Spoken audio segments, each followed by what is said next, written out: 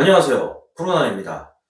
제가 군 생활할 때가 1998년부터 2000년 사이인데 그때의 사격 훈련과 현재의 사격 훈련은 차이가 분명히 있는 것 같습니다. 제가 군 생활했을 때는 아무래도 좀 이렇게 이동해서 사격하는 것보다는 이 고정된 그 자리에서 사격하 뭐 서서 쏴라든가 앉아서 쏴, 뭐 엎드려 쏴. 네, 그런 사격들이 지금 대부분이었던 것 같은데 요즘에도 이제 그런 사격을 하긴 하는데 요즘에는 뭐 이동 사격도 하고 또 실전처럼 뭐 팀끼리 또 사격하는 그런 경우도 있습니다. 그리고 병기 파지법 같은, 예, 그리고 또 지형지물을 이용하는, 예, 그런 사격 훈련들이 좀 변화된 것 같습니다. 얼마 전에 해병대 특수수색대와 미해병대 수색대의 연합 사격 훈련이 있었는데 제가 영상에서 가끔씩 이야기하지만 이런 연합 훈련들은 더욱더 확대 또 강화되길 바랍니다. 아무래도 이제 미해병대 같은 경우는 이제 실전적인 전투 노하우들 또 사격 노하우들을 가지고 있기 때문에 합동훈련을 통해서 또 좋은 점들을 잘 배운다면 전투력 강화에 분명히 도움이 될 것 같습니다. 먼저 사격훈련, 연합 사격훈련 영상을 보시겠습니다.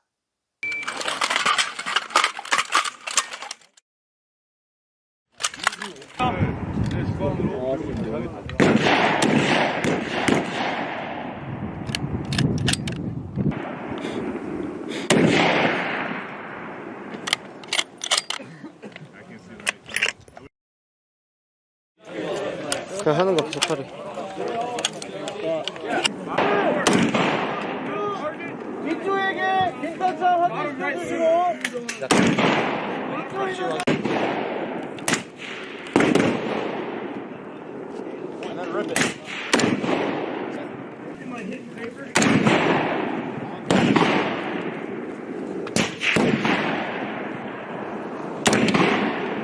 See the target, you're good to shoot.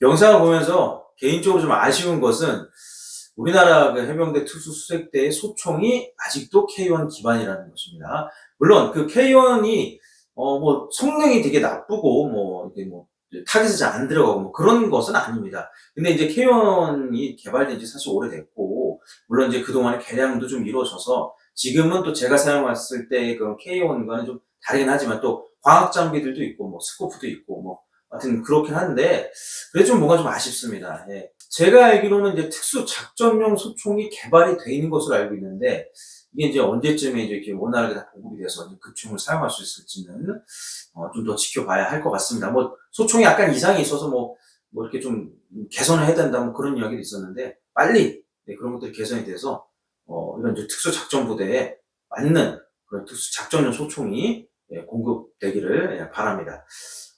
이제 미해병대하고 우리나라 해병대 특수수색대 그냥 전투 장비를 좀 보자면 뭐 옵스코 헬멧이라든가 방탄복 이런 부분들은 상당히 좋아진 것 같습니다. 네, 그래서 좀 계속해서 또 실전적인 장비로 발전되어 가길 바랍니다.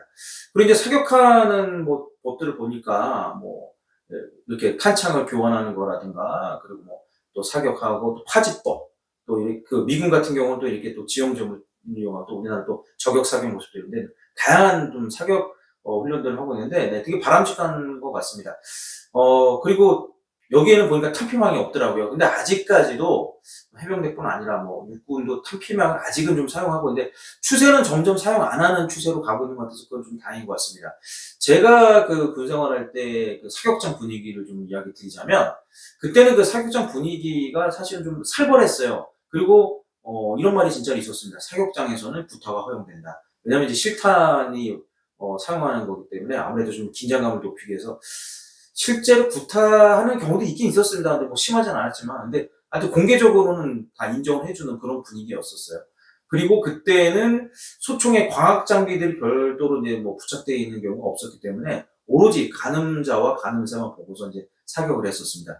그리고 이제 제가 그 군 생활하고 거의 한 사격 말하고 거의 한 99년 말에서 2000년대에 이 저격수 이야기가 많이 나왔어요. 그래서 저격수를 양성해야 된다.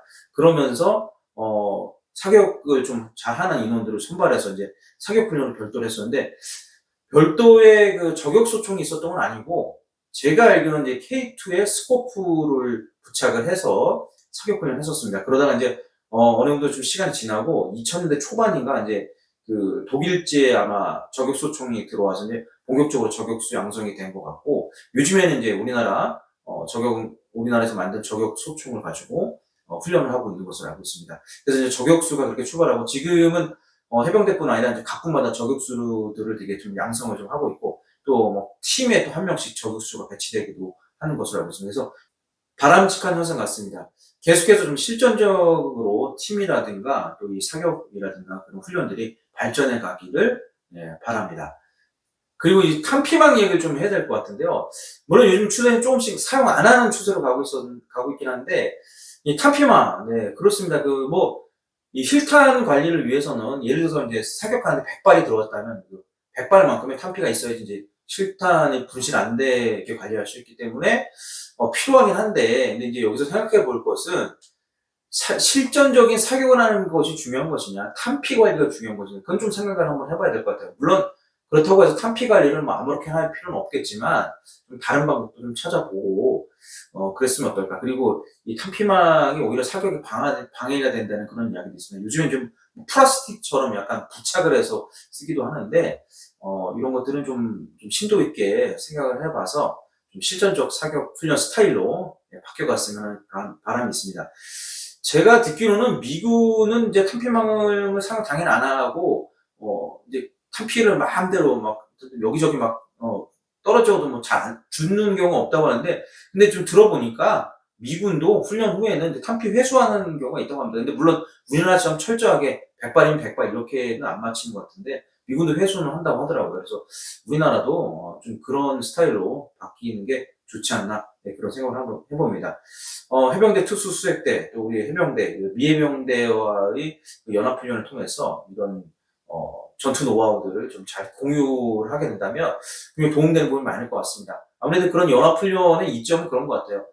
내가 잘하는 것은 무엇인가, 내가 부족한 것이 무엇인가를 바로 알 수 있는 그런 부분인 것 같고, 또 그런 좋은 것들을 받아들여서 또 내 것으로 또 잘 발전시킨다면 실전 전투에서 또 도움이 많이 될 것으로 생각합니다. 그래서 소대도 말씀드렸지만 이런 연합훈련들은 계속해서 강화되고 확대되어 가길 바랍니다. 그리고 또 미군하고는 유사시 함께 전투를 해야 되는 부분이기 때문에 이런 연합훈련들은 상당히 중요한 것 같습니다.